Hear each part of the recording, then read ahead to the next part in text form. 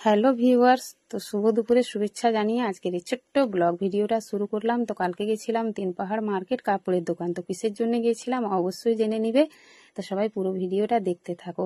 তো তোমাদেরকে তো জানিয়েছি আমাদের গ্রামে হবে গণেশ পুজো, তার জন্য গ্রামের সব মেয়েরা ডিসিশন নিয়েছে যে হলুদ কালারের শাড়ি পরবে। তো সব মেয়েদেরই শাড়ি ব্লাউজ ক্যারি করা হয়ে গেছে, কিন্তু আমার মেয়ের হয়েছিল না।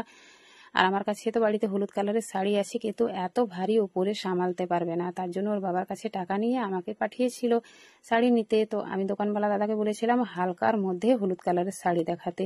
তো দোকানওয়ালা দাদা আমাকে অনেক ডিজাইনের শাড়ি বার করে দেখাচ্ছিল। তো এই যে দেখো, এই শাড়িটা আমার খুবই ভালো লেগেছে, শেষে আমি এটাই নিয়েছি। একদম খুবই হালকা আর খুবই সুন্দর, সব কটা শাড়ি খুবই সুন্দর ছিল, কিন্তু তার মধ্যে যে স্টোনের কাজ করা ছিল ওগুলা কিন্তু আমার একদম পছন্দ না, জলে দিলেই উঠে আসে। তো হালকার মধ্যে এই জন্যে নিয়েছি, কেননা মেয়ের পরতে সুবিধা হবে, আর মেয়ে তো একবার পরবে, পরে আমাকেই পরতে হবে। আর আমি তো খুব একটা শাড়ি পরতে পছন্দ করি না, আমি বেশিরভাগ স্যুট পরি আর বাড়িতে নাইটি পরি। তো তারপর পরে আরও দেখেছিলাম অনেক কটাই, মেয়ে মানুষদের তো জানো একটা নিবে কিন্তু 10টা না ঘাঁটলে হয় না। তো অনেকদিন পর আমি একটা শাড়ি কিনলাম।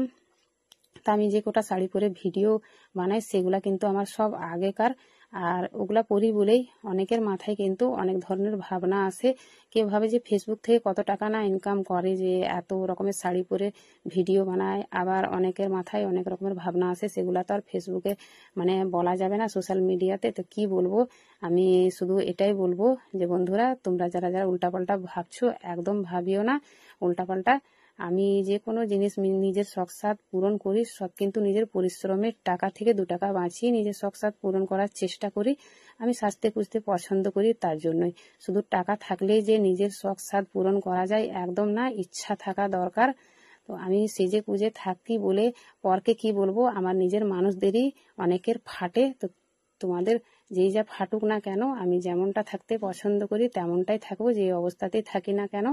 তো দেখো, দোকানওয়ালা দাদা পুরো শাড়িটা খুলে দেখিয়ে দিচ্ছিল।